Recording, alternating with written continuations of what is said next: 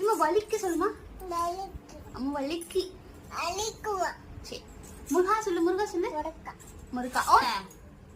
ஓம் சொல்லுங்க. ஓம் முருகா. சரி. இது யாரு? இது யாரு? இது யாரு? இது யாரு? வாஞ்சக்காவா? இது யாரு? இது யாரு? இது யாரு? இது யாரு? அக்கா. அப்ப இது யாரு?